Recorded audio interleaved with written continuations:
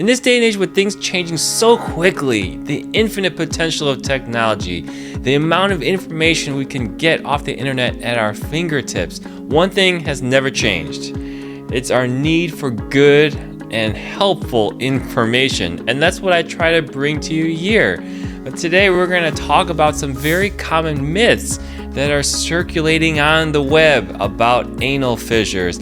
I'd like to mention the myth to you and then dispel them and give you the factual information so that you can be on your way to recovering yourself. Hi there, I'm Dr. Chung and I'm your friendly proctologist. Thank you once again for being here. I'm from Southern California in the United States of America. I am available for video consultations. Many people didn't know that. Well, now I'm going to tell you. Please like and subscribe to the videos here. It greatly helps the mission and get this community to grow. I love all the suggestions we're giving each other, the feedback. Let's keep that going and make ourselves happier so we can live in a much better place. So before I get into the individual myths, where did I come up with these? I didn't just make them up. I asked Dr. Google. Hey, Dr. Google, what have people been searching? What are the myths regarding anal fissures? And this is the list it gave me. I'm not going to go through all of them. There's quite a few of them, but I'm going to go through the most commonly confused ones and the ones I've been hearing about in the office. So myth number 1 is fissures are caused by sitting on cold or hard surfaces.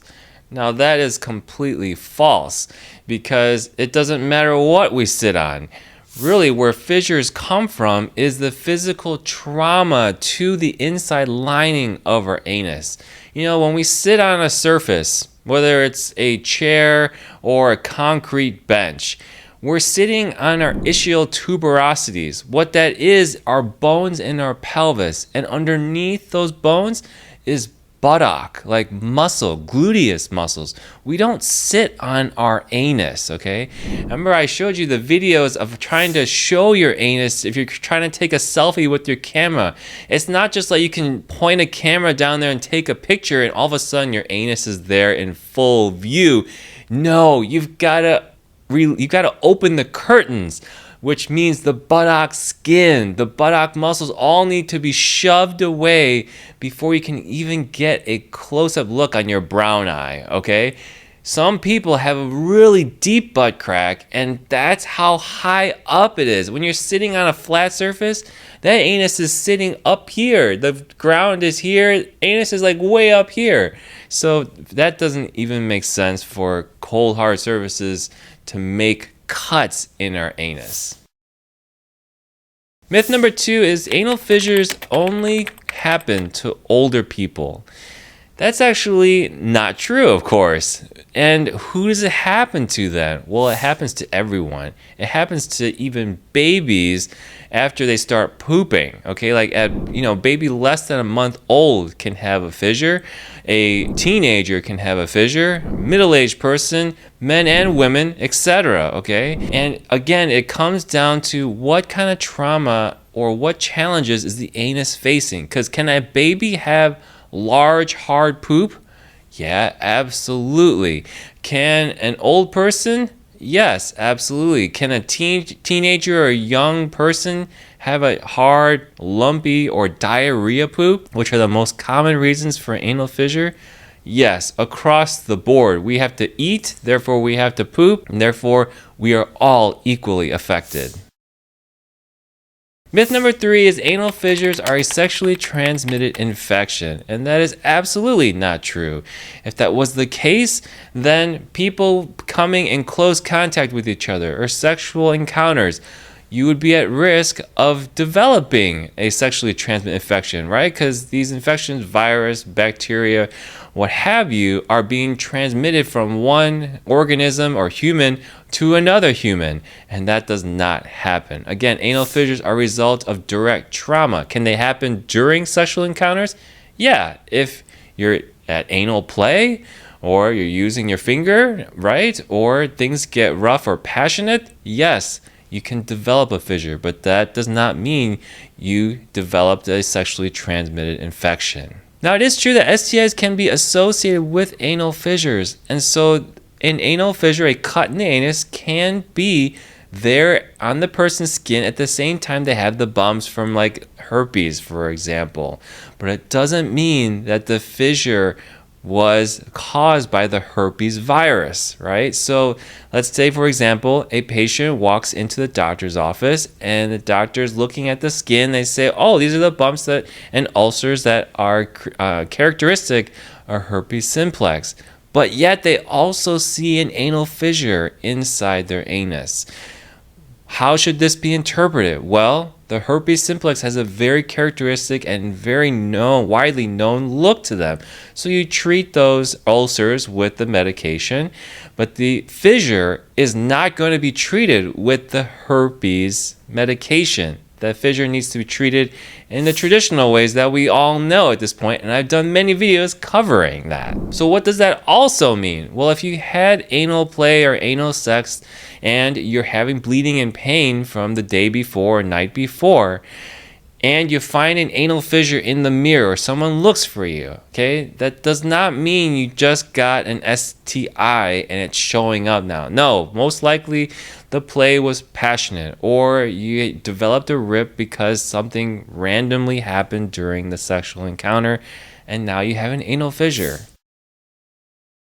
Myth number 4 is that anal fissures are always painful, and that is absolutely untrue. And this is one of the most confusing parts about anal fissures. Why?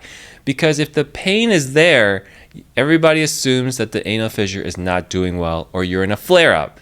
But if the pain is gone or if the pain is getting better, what do we assume? That the anal fissure is healing or has completely done healing and now you're well past it and you can live your life. Unfortunately, the only way you're going to know if a fissure is there or not is by somebody looking at your anus.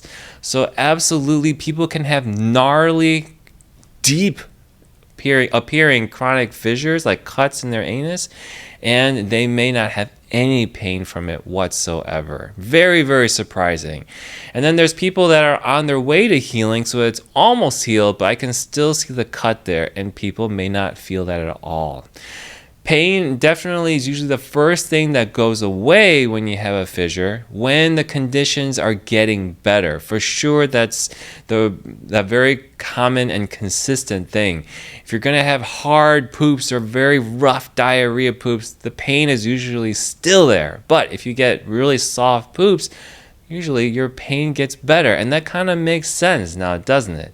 So no, don't count on the pain being the reliable indicator to know if your fissure is getting better. Somebody's got to see it.